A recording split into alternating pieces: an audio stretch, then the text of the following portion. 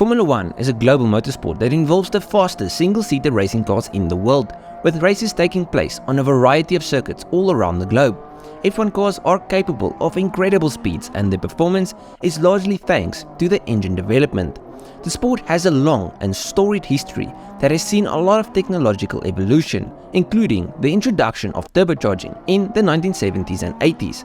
And this turbocharging led to what is, in my opinion, the best years of Formula 1. In the mid to late 1970s, F1 teams were in search of innovation that could give them an edge over their rivals. Lotus chose the aerodynamic way to climb to the top with their ground effects, while the French manufacturer Renault decided to make use of another technical rule of the FIA to succeed in the Great Circus: turbocharged engines. By 1977, the F1 rulebook stated that teams were allowed to use either a 3-litre naturally aspirated engine or a 1.5-litre supercharged or turbocharged engine.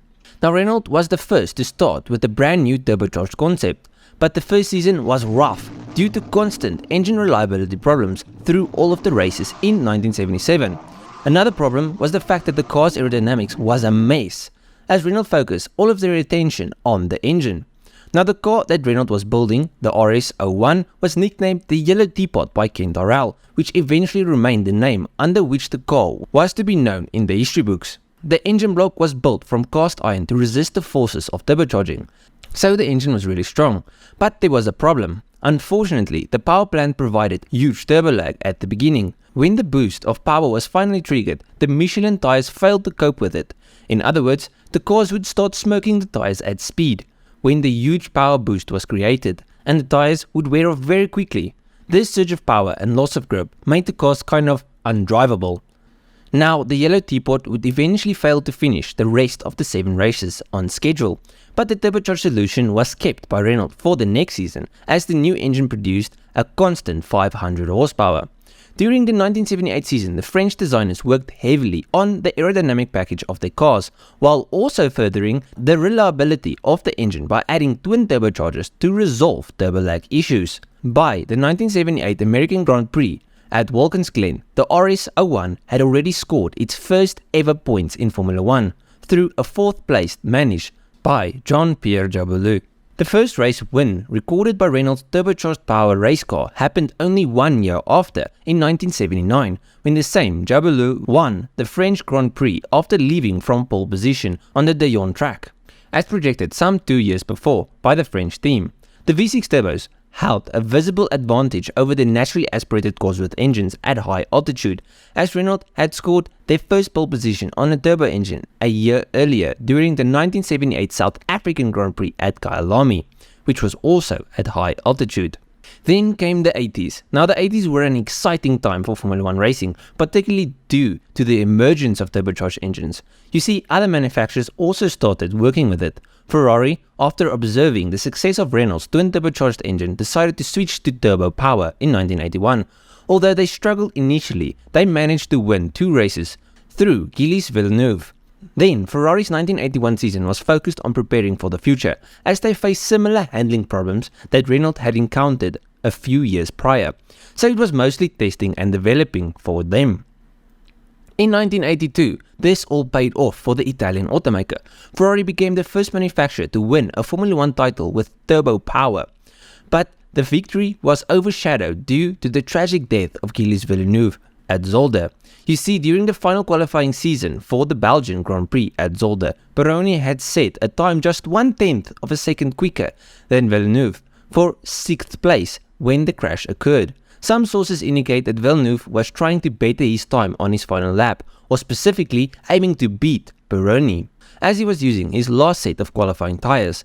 However, Ferrari race engineer Mauro Forghieri is quoted by Villeneuve's biographer Gerald Donaldson as saying that Villeneuve was heading back to the pit lane when the crash happened, despite pushing on his typical style. But the why doesn't matter, it's sad either way.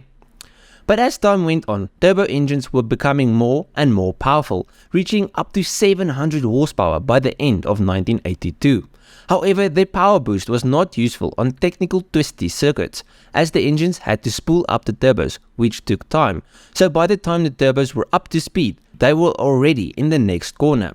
This meant that the turbo's main weapon remained deactivated for the majority of the time, unless there was a long straight to unleash its power.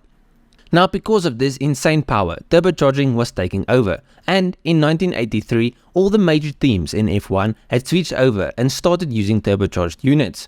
Only one dude could manage to win using a naturally aspirated engine, Michele Alboreto, who managed to win a single race with a normally aspirated power plant, but that was the last time that happened.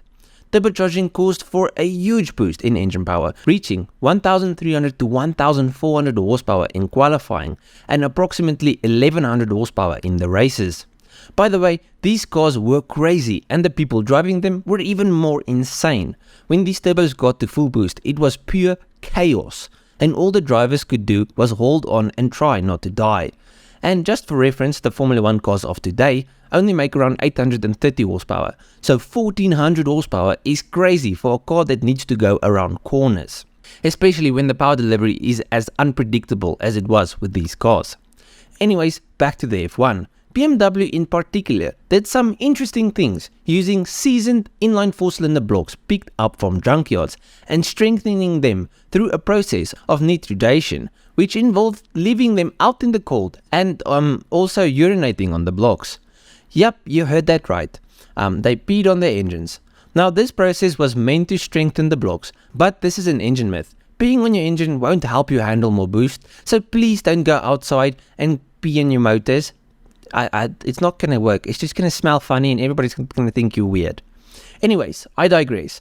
As I'm sure you can see, turbocharging was taking over, and the FIA attempted to establish a decent competition against naturally aspirated power plants by limiting the amount of fuel to be used by turbo-powered cars and introducing pop-off valves. These pop-off valves were installed to limit the boost pressures to only 4 bar, and then later a new design got mandated which kept the boost under 2.5 bar.